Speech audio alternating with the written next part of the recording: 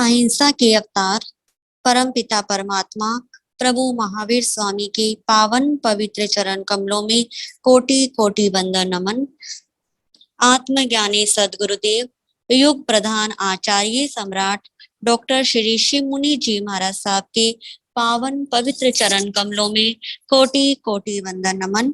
श्रवण संघीय उपाध्याय प्रवर zoom online कक्षा के प्रणेता संघ सेतु पूज्य गुरुदेव श्री रविंद्र मुनि जी महाराज साहब के पावन पवित्र चरण कमलों में कोटि कोटि वंदन नमन। आगम कक्षा में विराजमान सभी गुरु भगवंतों को मेरा मथीन वंदामी मथीन वंदामी मथीन वंदामी। हम सबके अनंत पुण्य से हमें आगम ज्ञाता आगम पुरुष उपाध्याय प्रवर पूज्य गुरुदेव श्री जितेंद्र मुनि जी महाराज साहब के पावन मुखारविंद से आगम वाणी श्रवण करने का लाभ प्राप्त हो रहा है और उस लाभ का हम सब अत्यंत लाभ उठा रहे हैं। पूज्य गुरुदेव हमें बहुत ही सरल सहज व गंभीर रूप से समझाने का प्रयास कर रहे हैं। पूज्य गुरुदेव को बार बार वंदन नमन व सुख साता पृछा। आज की गुरु वंदना का लाभ ले रहे हैं उप प्रवर्तनी महासाध्वी श्री मंजुल ज्योति जी महाराज साहब आदि ठाना जी।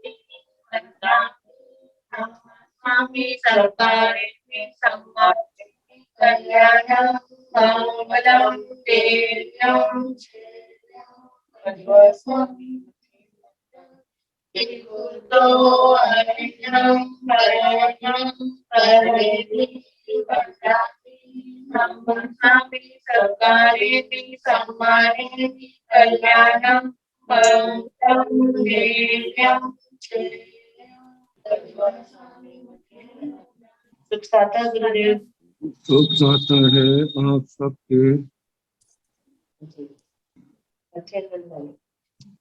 स्वाध्याय के साथ साथ तप श्रृंखला में गुरु भगवंतों के नाम इस प्रकार हैं।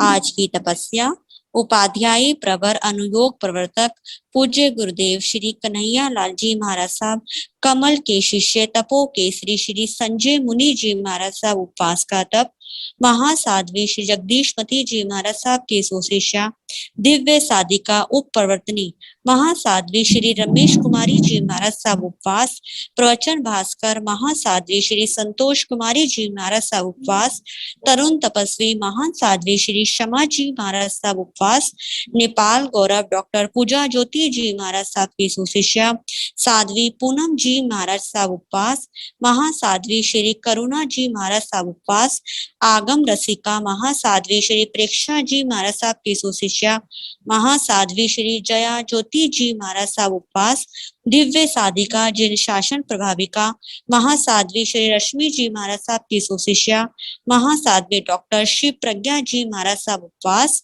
परम पूजनीय महासाध्वी श्री राम कुंवर जी महाराज साहब की सुशिष्या महासाध्वी श्री ज्ञान प्रभा जी महाराज साहब आइंबिल का तप सभी तपस्वी गुरु भगवंतों को उनके तप की बार बार सुख साता पृछा व बहुत बहुत अनुमोदना। अब मैं पूज्य गुरुदेव के चरणों में वंदन निवंदन करते हुए कहती हूँ, आप हमें आगम वाणी का दान देने की कृपा करें। मथीन वंदामी मथीन वंदामी।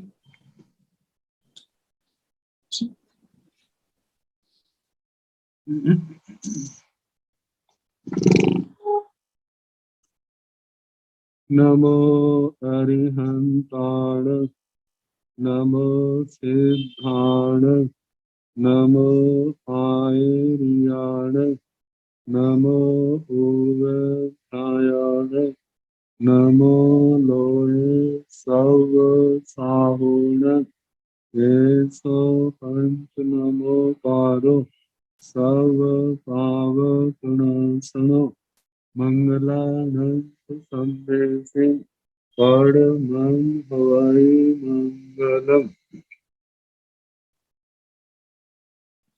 जिन शासन जिन वाणी सदा जयवंत हो। श्रवण संग सदा अविचल मंगल हो। मुक्ति को प्राप्त श्रमण भगवान महावीर स्वामी, उनकी परम पावन कल्याणी भागवती वाणी वाचक प्रमुख श्री इंद्र भूति गौतम आदि गणधर भगवान युग प्रधानाचार्य परम पूज्य श्री सुधर्मा स्वामी जी महाराज, उनकी परम पावन पाठ परंपरा वर्तमान आचार्य ज्ञान योगी परम पूज्य श्री शिव मुनि जी महाराज एवं गुरुजन सबकी पावन चरण सरोजों में मेरा अनंत अनंत बार वंदना नमस्कार। आगम परिषद में विराजमान वरिष्ठ मुनिराज, अन्य मुनिवृंद, परम आदरणीय भगवती स्वरूपा महासाध्वी आदि, श्री आचारण सूत्र की वाचना प्रारंभ है। प्रथम स्कंध द्वितीय अध्ययन का प्रथम उपदेशक सुनाया जा रहा है। द्वितीय अध्ययन लोक विजय, भाव लोक के ऊपर विजय पाना। इस भावलोक कषाय और इंद्रियों के विषय जो संसार की यात्रा का मूल कारण है, इनको समझना और इनसे अपनी आत्मा को बचाना। जो समझते हैं अपने आप को बचाते हैं, वे ही इस भाव लोक के ऊपर विजय पाने के अधिकारी बनते, संसार सागर को तरते, कर्मों के बंधनों को काटते, शाश्वत आत्म स्वरूप को पा जाते। तो संसार के अंदर कैसी विचित्र स्थिति है, कर्मों का कैसा रंग बिरंगा उदय, संसार के अंदर क्या दिखाई नहीं देता। ये तो हमारी जानने की शक्ति ही सीमित है, नहीं तो दसों दिशाओं में कर्म अपना कैसा कैसा रंग दिखा रहे हैं। केवली भगवान, उनसे कुछ भी अदृश्य और अज्ञात नहीं है। कल बताया था, जिन परिवारों के लिए ये आत्मा इतना कुछ करता है, ये परिवार जब जीवन के अंतिम समय आता है तो उस जीव की क्या परिस्थिति होती।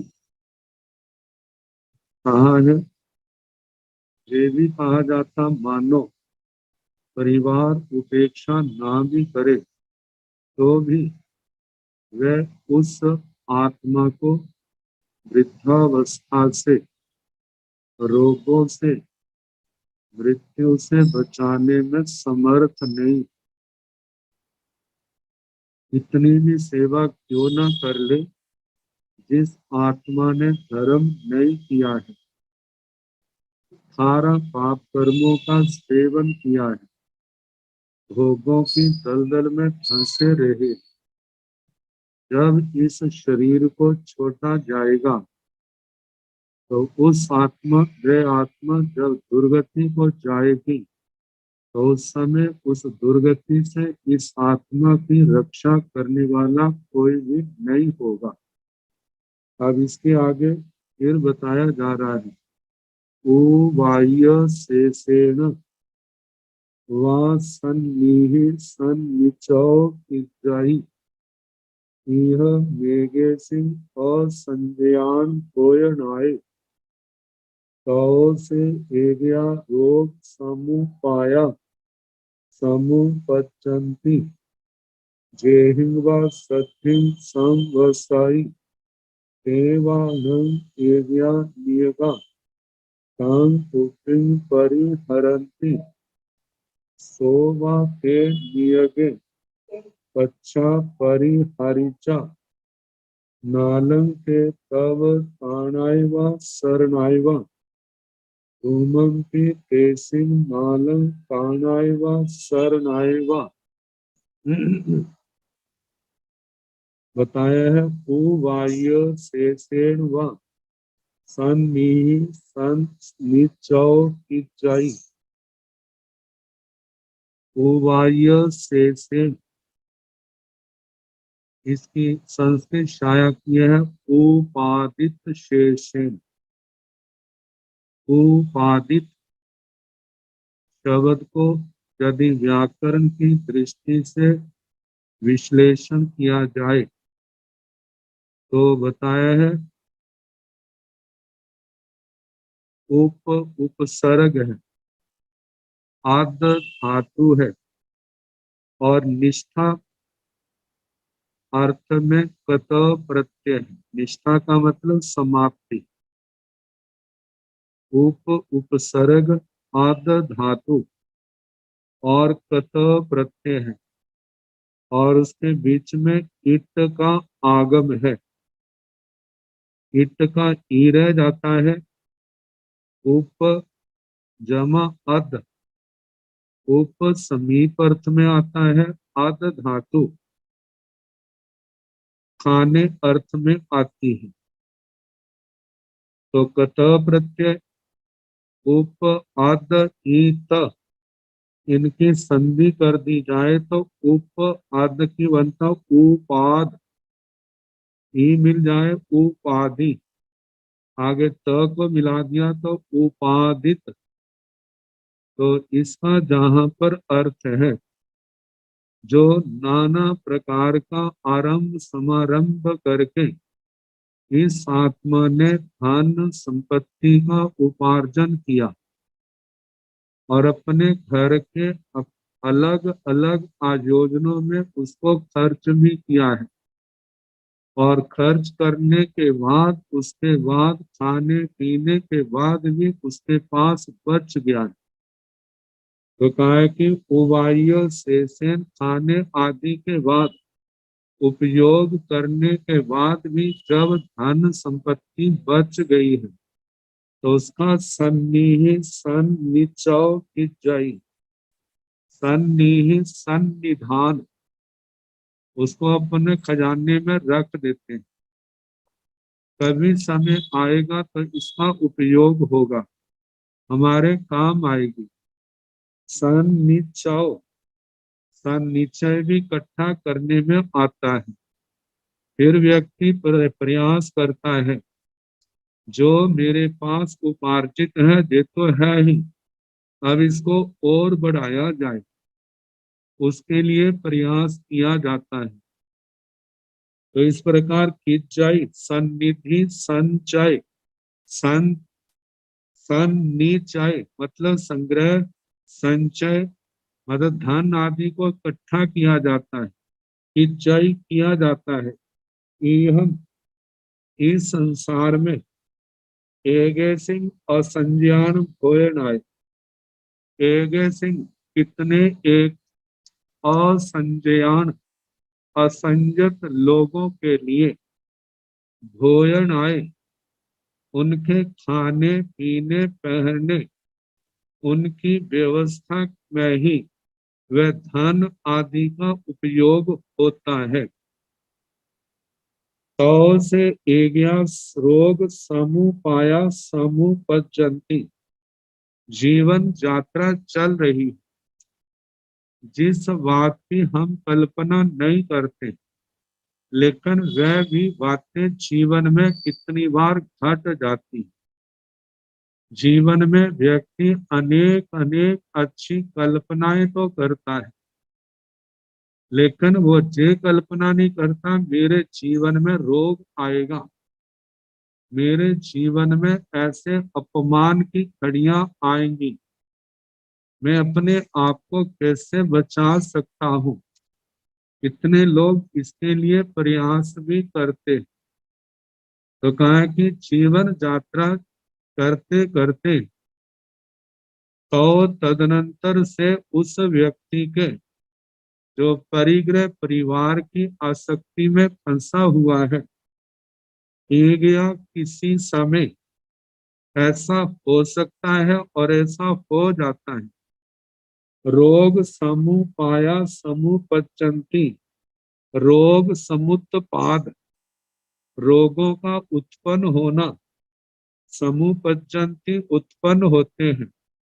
मतलब इस शरीर के अंदर व्याधियां, रोग ऐसे पैदा हो जाते हैं। जेहिं व सत्थिं संवसाई देवानं एग्या नेगा तंग पुपिंग परिहरन्ति।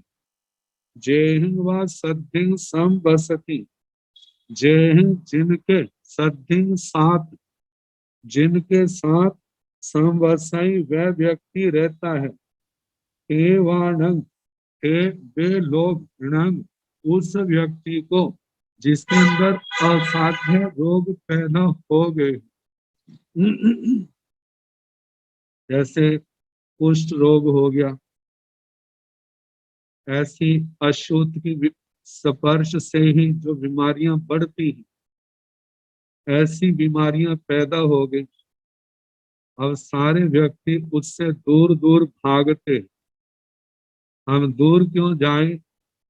जैसे अभी जो महामारी निकली है उस समय कैसा कैसा दृश्य देखने में आया है।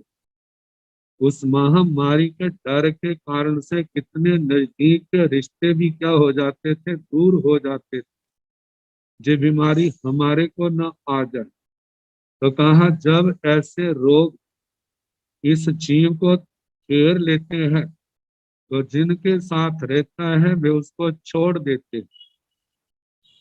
तो देवाणं एग्या नियगा तंग पुपिंग परिहरंती, वे कई बार नियगा अपने लोग, तंग उस व्यक्ति को, पुपिंग पहले, परिहरंती, परिहरंती परिहार करते, परित्याग कर देते हैं, छोड़ देते हैं। सोवाते नीगे पच्छा परिहरिजा,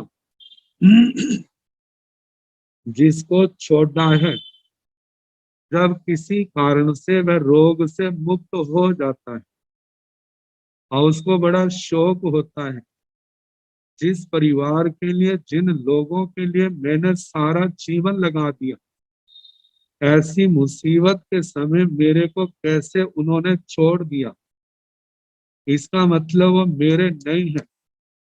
अब किसी भी संस्था में वो जा करके उसने आरोग्यता प्राप्त कर ली, प्राप्त होने के बाद अब उसने अपने परिवार को क्या कर दिया, छोड़ दिया। सोवा ते नियगे पच्छा परिहरिजा, सोवा वह ते उनको, नियगे जो अपने परिवार के लोग थे, पच्छा बाद में परिहरिजा वह उनको छोड़ देता है। कहते ऐसी घटनाएं घटती हैं और घट भी सकती हैं, मानो ना घटे। परिवार वाले पूर्व उपकार को उस स्नेह प्यार के वशीभूत होकर के पूर्ण यत्न के साथ उसकी सेवा करते हैं। या मानो उस वृद्ध ने वृद्ध को छोड़ दिया तो बाद में ठीक होने पर वह व्यक्ति उनको ना छोड़े, परिवार का परित्याग ना करे, परिवार वाले उस व्यक्ति का परित्याग ना करें, ऐसा संभव है और संभव नहीं है। लेकिन फिर भी नालंग ते तव ताणायवा शरणायवा, नालंग न अलंग, अलंग का मतलब समर्थ, न का मतलब नहीं, कहते ऐसा संभव नहीं है। ते वे परिवार के लोग तब ताणायवा शरणायवा, तेरा त्राण बने, तेरी शरण बने। त्राण का मतलब तेरी रक्षा करें। कहा जाता है रोग आदि से तो बचा लिया, रोग आदि के समय उन्होंने सेवा तो की है, लेकिन जब कर्म अत्यंत प्रगाढ़ उदय में होंगे, उस समय उन रोगों के समय भी आपकी वेदना को घटा नहीं सकेंगे। जिस समय वृद्धावस्था आएगी, वृद्धावस्था से बचा नहीं सकेंगे। मृत्यु आएगी तो उस मृत्यु से बचा नहीं सकेंगे। मृत्यु के पश्चात यदि धर्म नहीं किया है, संयम नहीं पाला है, नियम व्रत का अभ्यास नहीं किया है, भगवान गुरुओं की वाणी को नहीं सुना है, उसका अभ्यास नहीं किया है, तो अपने पाप कर्मों के कारण से जो दुर्गति में गमन होगा, वहां से इस आत्मा को बचाने में कोई भी समर्थ नहीं होगा, कोई रक्षा नहीं कर सकेगा, कोई उसका शरण नहीं बन सकेगा। तुमपि तेसिंग नालंग ताणायवा शरणायवा, कहा तुम्हारे पास कितने भी साधन क्यों ना हो, यदि आपके परिवार के व्यक्ति के ऊपर ऐसी परिस्थिति आ जाती है, कहा जाता है एक तो रोगों की मार है, दूसरी कर्मों की मार है। जब कर्मों की मार ऐसी पड़ेगी तो उस समय आप उस परिवार के व्यक्तियों की ना तो रक्षा कर सकोगे, ना उनके शरण बन सकोगे। जब उनके ऊपर ऐसी विपरीत परिस्थिति आती है, चाहे वह वृद्धावस्था की हो, चाहे वह रोगों की हो, चाहे वह मृत्यु की हो, चाहे पर भव में दुर्गति गमन की हो, वहां पर इस आत्मा की रक्षा करने में कोई भी समर्थ नहीं होगा। इसके जहां पर श्री उत्तराध्ययन सूत्र का जो 20वां अध्ययन महान निर्ग्रंथीय है, अनाथी मुनि का दृष्टांत इस बात को समझने के लिए बड़ा उपयोगी है। जब राजा ने कहा आपने अपने आप को अनाथ कहा है, चलो आपका कोई नाथ नहीं, मैं आपका नाथ बनता हूँ, आप मेरे साथ चलें, संसार के सुखों का सेवन करें। ये मनुष्य जीवन मिला है, इसका पुनः पुनः पाना संभव नहीं है, बड़ा दुर्लभ है। तो उस अनाथी मुनि जी ने कहा था, राजन आप तो स्वयं अनाथ हैं, मेरे नाथ कैसे बन सकते हैं। इन बातों को सुन करके राजा हैरान हुआ था। तो उसने समाधान के रूप में कहा कि भगवान आप, मैं इतना बड़ा राजा, ऐसी सेना, ऐसा परिवार, इतना कोष, इतना होने पर भी मैं अनाथ कैसे हूँ। भगवान आप झूठ ना बोले। तो अनाथी मुनि जी ने अपनी जीवन गाथा उस राजा को सुनाई थी और अनाथ का स्वरूप समझाया था। कहा जब मैंने दीक्षा ली थी तो मेरे घर में भी इन बातों की कोई कमी नहीं थी। मेरे माता पिता, मेरे भाई बहन, मेरी परजाइयां, मेरे पत्नी, सब कुछ था। लेकिन जब मेरे शरीर में रोग पैदा हुआ, परिवार ने स्वस्थ करने के लिए किसी प्रकार की कमी नहीं रखी, लेकिन मेरे को कोई स्वस्थ नहीं कर सका। सब कुछ था, सारे मेरे दुख के कारण से दुखी थे, लेकिन उनका दुखी होना मेरे रोग को ठीक नहीं कर सका। जे मेरी अनाथता थी। मेरे माता पिता ने मेरे उपचार के लिए सार सार धन खर्च कर दिया था, लेकिन मेरे को ठीक नहीं कर सके। मेरी पत्नी ने खाना पीना तक छोड़ दिया था, लेकिन वो भी मेरे को ठीक नहीं कर सकी। जब मेरे मेरे भाव ऐसे आए, ऐसा दुख बार बार नहीं भोगा जाता, बड़ा मुश्किल है। और मैंने संकल्प किया कि यदि मैं एक बार भी इस रोग से मुक्त हो जाऊं तो खंतो दंतो निरारंभो पवैये अणगारियम, मैं क्षमावान बनूंगा, मैं मन और इंद्रियों का दमन करने वाला बनूंगा, मैं आरंभ समारंभ आदि 18 पापों का त्याग करूंगा। तो कहा उसके बाद जब मैं स्वस्थ हुआ तो उसके बाद मैंने संयम ले लिया और उसके पश्चात कहा कि राजन, जब तक मेरे जीवन में धर्म नहीं था मैं अनाथ था, लेकिन जब जीवन में धर्म आ गया तो मैं अनाथ नहीं रहा। और उसके पश्चात केवल ये जीवन लेने मात्र से ही कोई नाथ नहीं बन जाता। तो उन्होंने कहा पान समिति तीन गुप्ती साधुचर्या जो है, इनका जो सम्यक प्रकार से पालन करते हैं वास्तव में वे ही नाथ हैं। और ये सब सुनने के पश्चात राजा ने कहा कि हे मुनिवर, वास्तव में आप नाथ हैं, नाथों के नाथ हैं। आपने नाथ का स्वरूप समझाया, बहुत कृपा की। और उसके बाद अपने अंतःपुर के साथ, परिवार के साथ राजा ने मतलब के भगवान के शासन में अनुरक्त हुआ। तो कहने का मतलब आत्मा, आत्मा की रक्षा करने में कौन समर्थ है? ये संयम और तप रूप जो धर्म है, ये ज्ञान दर्शन चारित्र तप की साधना है, यही आत्मा की रक्षा करने में समर्थ है। ये संसार के धन दौलत, संसार का वैभव कितना भी क्यों ना हो, यदि आत्मा ने धर्म नहीं किया है, संयम तप की आराधना नहीं की है, तो ये कोई भी रक्षा करने में समर्थ नहीं है। हम देखते हैं, सुनते हैं, जितने चक्रवर्ती सम्राट जो आजीवन भोगों की दलदल में फंसे रहे, जब उनकी संयम तप को स्वीकार नहीं किया, जब उनकी मृत्यु आती है, तो उनके लिए शब्द आते अतित्ता अकामा, उनकी तृप्ति नहीं हुई थी, उनकी कामनाएं पूर्ण नहीं हुई थी, धन दौलत परिवार की कोई कमी नहीं थी।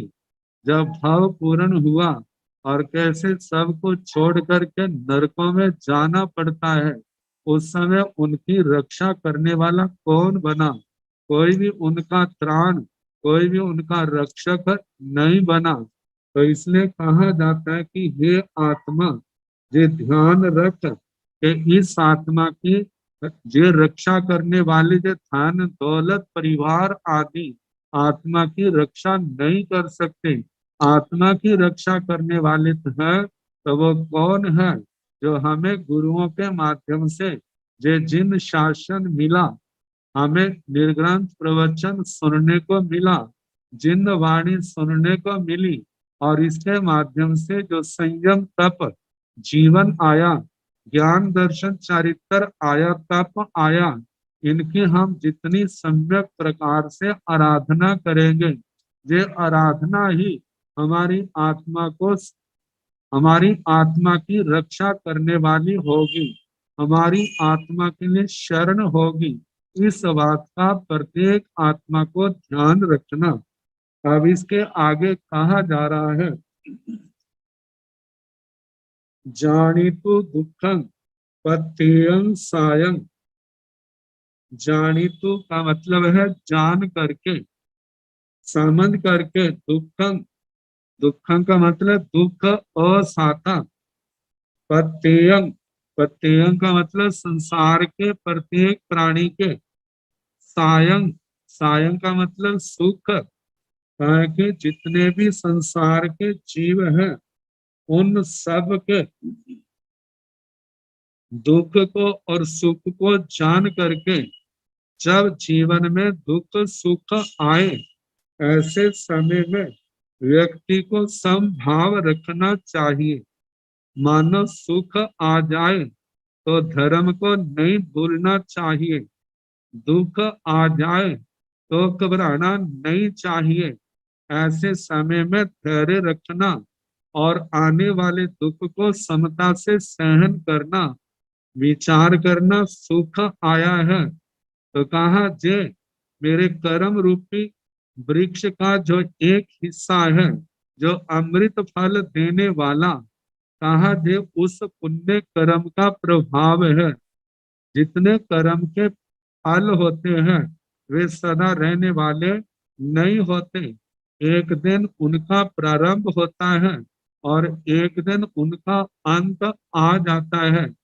ताकि जो लोग इस दुनिया के वैभव को पा करके आत्मा को भूल जाते हैं, धर्म को भूल जाते हैं, ऐसे लोग दया के पात्र हैं, ऐसे अनुकंपा के पात्र हैं, क्योंकि उनको ये एहसास नहीं, ये तो 4 दिन की चांदनी है, जिस समय समाप्त हो जाएगा पुण्य कर्म, फिर जीवन में अंधकार ही अंधकार होगा।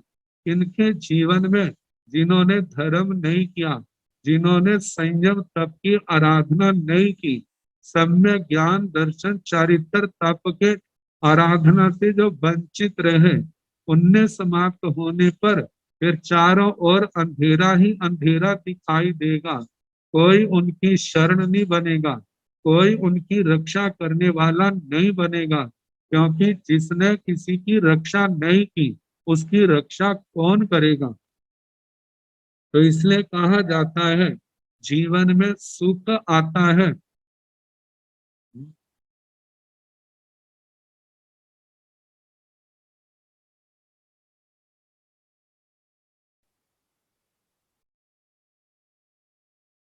हाँ, जीवन में दुख आता है, जब सुख आता है, आखिर जे अपने ही कर्म के फल हैं। ताकि सुख भी सदा नहीं रहेगा, दुख भी सदा नहीं रहेगा। आत्मा को धैर्य रखना चाहिए। दशमी कालिक सूत्र के शब्दों में कहा जाता है, जब दुख आए तो विचार धैर्य रखे, अपनी मर्यादाओं में दृढ़ रहे, ऐसा विचार करे जे दुख कितनी देर का होगा, कुछ समय रहेगा चला जाएगा, क्योंकि इसकी मूल जड़ मेरे ही पाप कर्म है। नहीं तो जीवन की इस शरीर के साथ तो इसका अंत होगा ही। ये कितनी देर का होगा, जब नरकों के पल्योपम और सागरोपम के जितना समय भी बीत जाता है, तो ये मनुष्य की आयु जिस समय हम जहाँ पर हैं तो कितनी की होगी। वर्तमान को देखा जाए तो 100 वर्ष होगी, इसके आसपास होगी। अतीत काल में चला जाए, कहे जो निर्ग्रंथ प्रवचन तो जिन शासन को शाश्वत है, ये तो सदा पाया जाता है। क्षेत्र की दृष्टि से महाविद्य क्षेत्र में तो सदा है, भरत इरावत में सदा नहीं, लेकिन जब जब भी होता है तो वो सोचता है कि जिन जब नरकों की पल्योपम सागरोपम की स्थिति समाप्त हो जाती है, तो ये मेरा जीवन 100 वर्ष का वर्तमान की अपेक्षा से अतीत में चले जाए, 1000 वर्ष होगा, हजारों वर्ष होगा, लाखों वर्ष होगा, आखिर तो इस कर्म का अंत आएगा ही। ऐसा सोच करके आत्मा अपने अंदर धैर्य पैदा करे, स्थिरता पैदा करे, समता से सहन, उस दुख को समता से सहन करने का प्रयास करे। लेकिन सबका धृति बल, धैर्य बल एक जैसा नहीं होता। जिनके अंदर इतना आत्म बल है, वे तो धैर्य पूर्वक उस सब को सहन करते हैं। मानो जिनके अंदर इतना धैर्य नहीं है, जब कभी दुख के कारण से विचलित हो जाते हैं, उस अवस्था में संयम में साधना में कितने प्रकार के दोष लग सकते हैं। उन दोषों के कारण से आत्मा मलिन तो हुई है, लेकिन जैसे ही वह दुख की स्थिति निकली है और उसके बाद वह अपनी आलोचना निंदना प्रायश्चित के द्वारा आत्मा का शुद्धिकरण कर लेता है, तो जो जो कर्म उस आत्मा ने बांधे हैं, वे उस पश्चाताप प्रायश्चित के द्वारा उनका शुद्धिकरण होने के कारण वह पुण्य आराधक स्थान को पाने का अधिकारी बन जाता है। तो इसलिए बताया है कि जब जीवन में दुख सुख आते हैं, तो इन सब को जान करके आत्मा समभाव पूर्वक इन रोग आदि कष्टों को सहन करे। सुख आए तो उस समय आत्मा के अंदर वैराग्य की भावना भाए, सोचे जे कितने भी सुख क्यों ना हो, ये आत्मा को तृप्त करने में समर्थ नहीं है। आत्मा को तृप्ति तो तभी आएगी जब आत्मा के अंदर संतोष आएगा। आत्मा के अंदर संतोष तब आएगा जब आत्मा के अंदर मोहनीय कर्म जो है वह हल्का पड़ेगा। तो वो हल्का कैसे होगा? वह तो स्वाध्याय, संयम, तप की निर्दोष आराधना से होगा। इसलिए आत्मा को सदा जी प्रयास करना चाहिए। जीवन में चाहे दुख के क्षण हो, चाहे सुख के क्षण हो, अपनी आत्मा को समभाव में स्थिर रखना। जो स्थिर रखते हैं उन्हीं का जीवन सफल होता है। अब इसके आगे वर्णन आ रहा है। अनभिकंत अनभिकंतं च खलु वयं संपेहाय। अनभिकंतं अनभिक्रांत च और खलु निश्चय ही वयं वय वय शब्द जो है नपुंसक लिंग का है और अनभिकंतं शब्द जो है ये वय शब्द का विशेषण बन के आया। अनभिक्रांत वय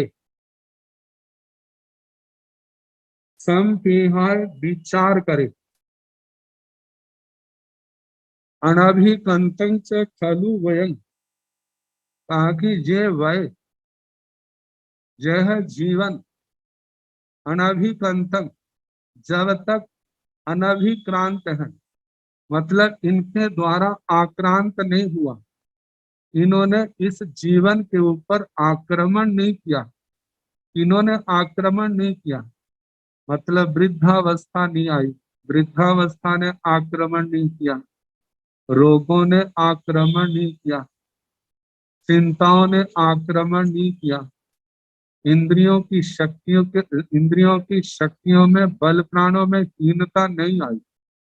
कहा जब तक इस जीवन में ये बातें नहीं आती तब तक संपेहाय आत्मा को ये विचार करना चाहिए, आत्म चिंतन में लीन होना चाहिए, आत्मा को विचार करना चाहिए। जब तक ये चीजें नहीं आई ताव धम्मं समायरे, तब तक धर्म की आराधना कर लो, तब तक संयम और तप की आराधना कर लो, इनका पालन कर लो।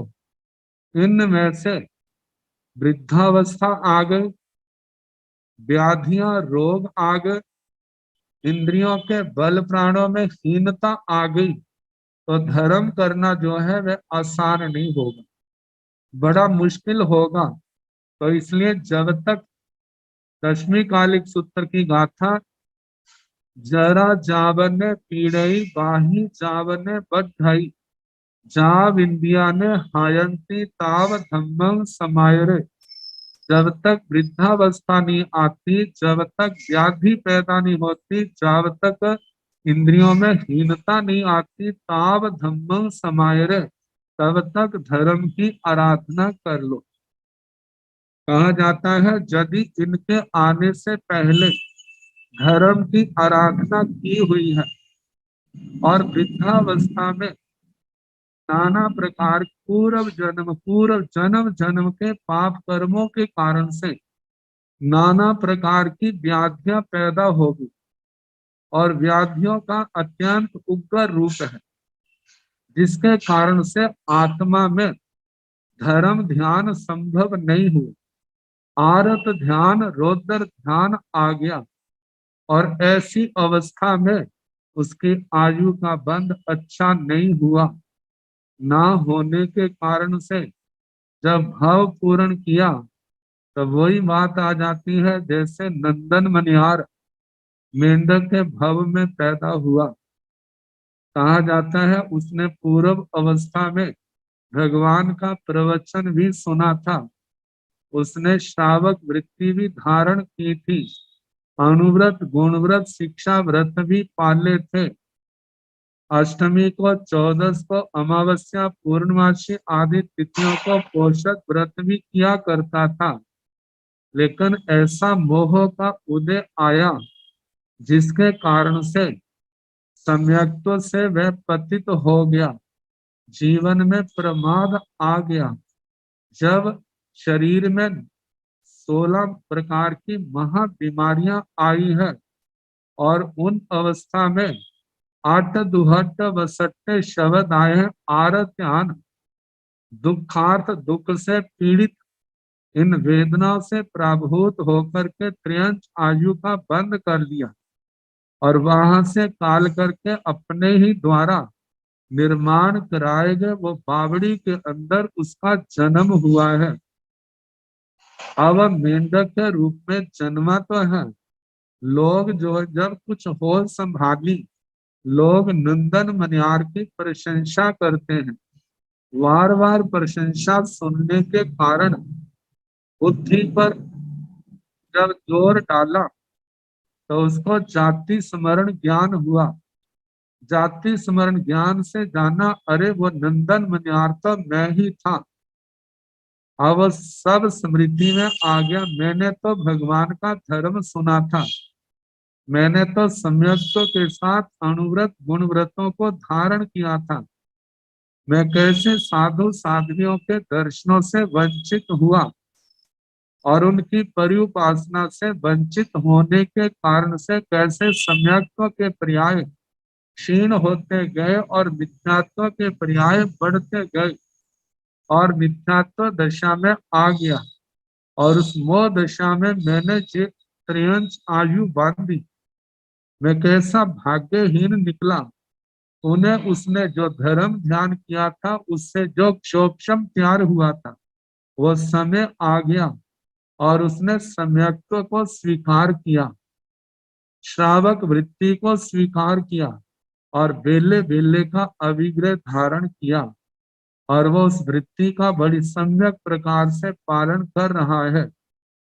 कि जिस समय भगवान महावीर स्वामी राजगिरी नगर के बाद गुणशीलक चैत्य में आए हैं, लोगों ने सुना है तो उस बावड़ी के चारों ओर लोग इकट्ठे हैं तो आपस में बातें कर रहे हैं।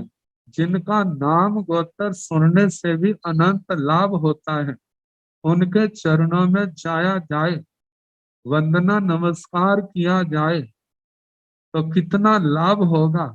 उनके चरणों में बैठ करके कितने नए अर्थों की प्राप्ति होगी। ये सब बातें उस मेंढक के रूप में जो नंदन मनियार है उसने सुनी। अब वो रास्ते तो उसके ज्ञात थे। उसी समय अपने तालाब से निकल करके, बावड़ी से निकल करके बड़ी तीव्र गति से उसी गुणशीलक चैत्य की ओर जा रहा है। तो उस समय शोभा यात्रा राजा श्रेणी की जा रही थी भगवान के दर्शनों की। एक घोड़े का बच्चा वो उछलता हुआ जा रहा है तो उसका एक पांव उस मेंढक के ऊपर पड़ा है, जिसके कारण से पेट फट गया, आंतड़ियां बाहर आ गई, महावेदना हुई, अवश्य चलने में असमर्थ हुआ। कहा जाता है उस मेंढक ने अपने दोनों हाथ जोड़ करके भगवान को वंदना की। पहले नमोत्तम के पाठ से सिद्ध भगवंतों को नमस्कार किया, फिर उसके बाद भगवान को नमस्कार किया। कहने लगा, भगवान पहले मैंने आप श्री की साक्षी से श्रावक वृत्ति धारण की थी, लेकिन अब मैं आप श्री की साक्षी से ही मैं 18 पापों का 3 करण 3 योग से परित्याग करता हूँ और उसके साथ ही चारों आहार का त्याग करके उसने आजीवन अनशन ले लिया और वहां से काल धर्म को प्राप्त करके प्रथम देवलोक, स्वधर्म देवलोक में दर्दुरांक जो 32 लाख विमान है, उनमें एक दर्दुरांक नाम का विमान, वहां पर अधिपति के रूप में 4 पल्योपम की आयु के वो देवता बने। कहा जाता है जिस समय उस देवता ने आकर के अपने भगवान के चरणों में वंदना की है, वंदना करके अपना नाम आदि सुनाया, प्रश्न पूछे, धर्म देशना सुनी, और उसके पश्चात कहा, भगवान आप तो सब कुछ जानते हैं, लेकिन देव रिद्धि क्या है मैं ये दिखाना चाहता हूँ। तो भगवान मौन रहे। जैसे राज प्रश्न सूत्र में सूर्याव देवता का राजा परदेशी के जीव का वर्णन आता है। उन्होंने 32 प्रकार के नाटक दिखाए। इसी प्रकार इस दरदुरांक उस नंदन मनियार मेंढक के जीव ने भी वो देवरिद्धि दिखाई और उसके बाद भगवान को वंदना करके अपने स्थान पर चला गया है। तो श्री इंदर भूति गौतम स्वामी जी महाराज भगवान के प्रथम गणधर, उन्होंने पूछा, भगवान इसने पूर्व जन्म में क्या करनी की, किस किस गांव में था, किस नगर में था, क्या इसका नाम था, इसने ऐसी कौन सा नियम पाला, व्रत पाला, क्या सुपात्र दान दिया, क्या ऐसी करने की जिसके कारण ऐसी दिव्य रिद्धि का जो स्वामी बना है। तो भगवान ने पूर्व जन्म की सारी जीवन गाथा सुनाई। तो कहने का मतलब, जिन्होंने जीवन रहते धर्म ध्यान किया है, मानो किसी पूर्व जन्म जन्म के पाप कर्म के कारण से आत्मा का पतन भी हो, तो जो किया हुआ धर्म ध्यान है वह आने वाले समय में उस आत्मा को उठाने का कारण बन जाता है। यदि किया होगा तो उठने का कारण बनेगा, यदि किया नहीं है तो कौन उठने का कारण क्या होगा, क्योंकि वो सूक्ष्म तो आत्मा के अंदर पैदा किया नहीं। तो इसलिए कहा जा रहा है कि हे आत्मा, जब तक जे आयु, जे जीवन वृद्धावस्था रोग आदि से आक्रांत नहीं हुआ, जे नहीं आए उससे पहले ही ये अच्छी प्रकार से संपेहाय देख करके जान करके आप अपने आप को धर्म आराधना में संयम तप की पालन करने में लगा दें, ताकि बाद में इस आत्मा को कोई पश्चाताप ना करना पड़े। अब आगे फरमाया है, क्षण जाना ही पंडिये। क्षण का मतलब क्षण, क्षण का अर्थ जहां पर काल है, समय है। जाना ही का मतलब जानो, जाना ही जो रूप है संस्कृत में लोट लकार कहा जाता है, जहां पर आदेश दिया जाता है, सलाह दी जाती है, उस अर्थ में मध्यम पुरुष का एक वचन है। मतलब जानो, इस क्षण को, इस अवसर को जानो। कौन जाने, पंडिये। पंडित शब्द जो है जिस संबोधन अर्थ में है, हे पंडित आप क्षण को जानो, क्षण अवसर काल के महत्व को समझो। कहा जे काल जो है बड़ा दुर्लभ है। देखा जाए तो काल तो जीव के साथ साथ लगा हुआ है, कहीं पर भी जाए, कहा जहां जीवन है वहां पर समय भी उसके साथ है। लेकिन जिस समय में आत्मा धर्म की आराधना कर सकती है, जिस समय आत्मा कर्मों के बंधनों को तोड़ सकती है, ऐसा अवसर सुलभ नहीं होता। तो इस क्षण शब्द की व्याख्या करते हुए पूर्वज आचार्यों ने, आचार्य श्री शीलांग सूरी जी, आचार्य श्री आत्माराम जी महाराज, उन्होंने क्षण शब्द की व्याख्या करते हुए कहा है, क्षण का मतलब समय, क्षण का मतलब अवसर, जिसको हम कह देते चांद से है, ऐसा टाइम है। तो इसके चार भेद किए हैं, द्रव्य से, क्षेत्र से, काल से, भाव से। कहा जाता है हर समय धर्म आराधना नहीं होती, जो धर्म आराधना के योग्य समय होता है उसी समय धर्म आराधना होती है। यदि उस समय की जाए तो लाभ होगा, नहीं है तो फिर आत्मा को नुकसान ही उठाना पड़ता है, पश्चाताप करना पड़ता है। मेरे को कितना अच्छा अवसर मिला था, लेकिन प्रमाद के कारण से, लापरवाही के कारण से इस समय को मैंने क्या कर दिया, गवा दिया। तो बताया है, पहला द्रव्य क्षण क्या है। द्रव्य क्षण के संबंध में कहते हैं, मनुष्य जन्म हो, क्योंकि जो साधना मनुष्य जन्म में की जा सकती है वह साधना न नरक के भव में है न देव भव में है। त्रियंच भव में जो संगी पंचेंद्रिय त्रियंच का रूप है वहां तो फिर भी श्रावक वृत्ति तक की संभावना है, लेकिन एक इंद्रिय से लेकर चार इंद्रिय तक पंचेंद्रियों में जो असन्नी प्राणी है या जुगलीय त्रियंच है वहां पर ये धर्म की आराधना का अवसर नहीं है।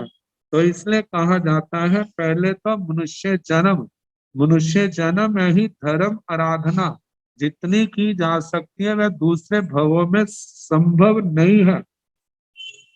कहा जाता है नरक में त्रियंच में केवल सम्यक तो संभव है। त्रियंच गति में जो संगी है जहां पर ऐसी योग्यता है वहां पर सम्यक्तों के साथ करोड़ पूर्व तक की आयु वाले जो संगी त्रियंच हैं वहां पर श्रावक वृत्ति संभव है, लेकिन वहां पर साधु जीवन संभव नहीं। साधु जीवन का संभव जो है जो मनुष्य जन्म में ही प्राप्त है। तो इसलिए कहा है कि पहले मनुष्य जन्म हो, स्वस्थ शरीर हो, इंद्रियां सशक्त हो, समर्थ हो, ऐसे ऐसे समय का प्राप्त होना ये क्या है द्रव्य क्षण है। कहा जाता है ये तो बहुतों को प्राप्त है लेकिन इतने मात्र से तो धर्म नहीं आता। अब दूसरी बात क्षेत्र क्षण कहाँ है। क्षेत्र क्षण में कहा जाता है सभी क्षेत्रों में धर्म आराधना नहीं होती। तो कैसे क्षेत्रों में, पहले तो आर्य क्षेत्र कहाँ है, आर्य कुल कहाँ है, आर्य धर्म कहाँ है।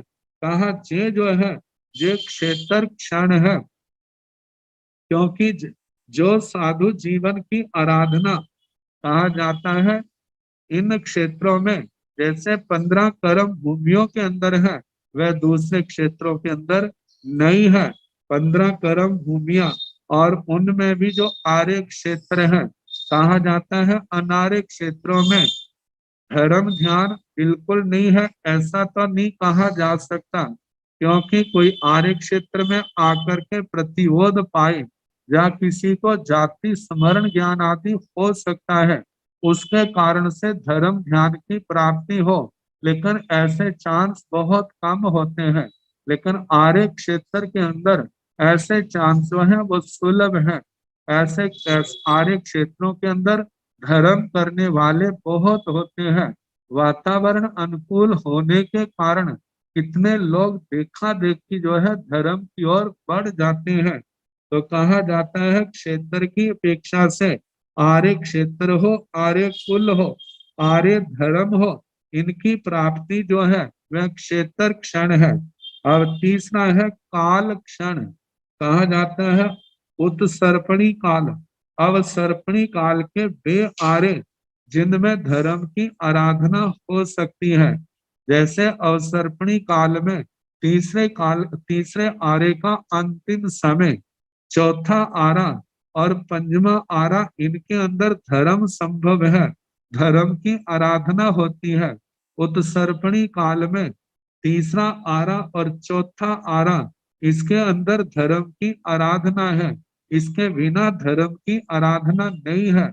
महाविद्य क्षेत्र में वहां पर चौथा आरा आर्य जैसा, मतलब अवसर्पणी काल के चौथे आर्य के प्रारंभ जैसा काल इस भरत इरावत में जैसा काल होता है, अवसर्पणी काल के चौथे आर्य के प्रारंभ में जैसा काल होता है, महाविद्य क्षेत्र के अंदर सदा ऐसा ही टाइम काल पाया जाता है। तो कहा जाता है ऐसे काल में जन्म होता है तो वहां धर्म आराधना सुलभ है।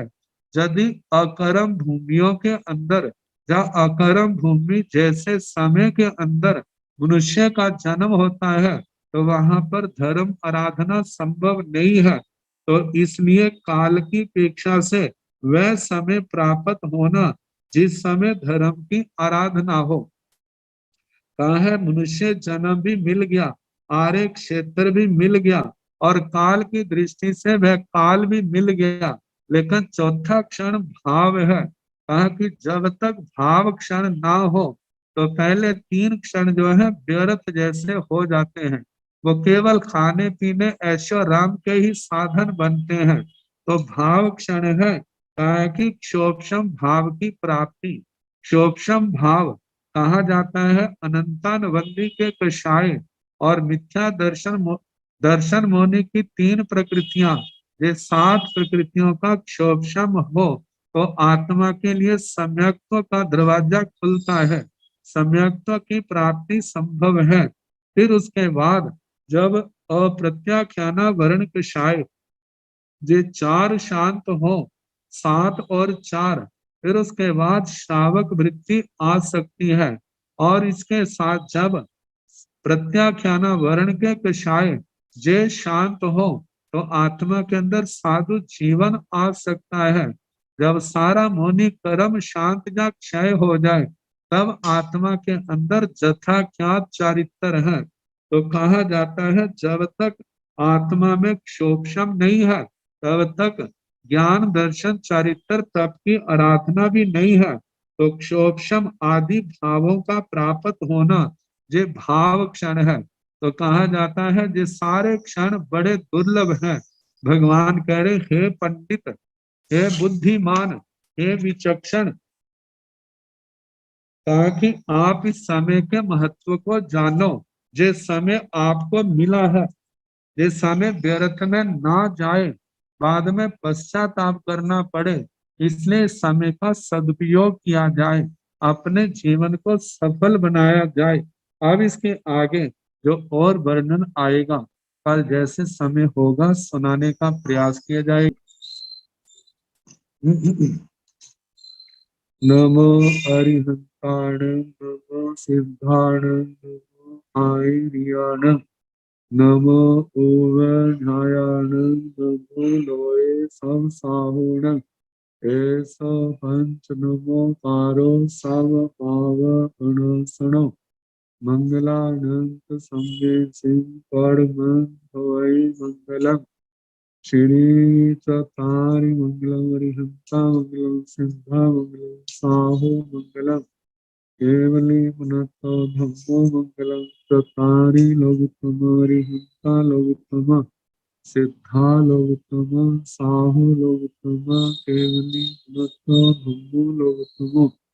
चतारि शरणं प्रवज्जामि, अरिहन्ते शरणं प्रवज्जामि, सिद्धे शरणं प्रवज्जामि, साहु शरणं प्रवज्जामि, केवली पुनाथं धम्मं शरणं प्रवज्जामि।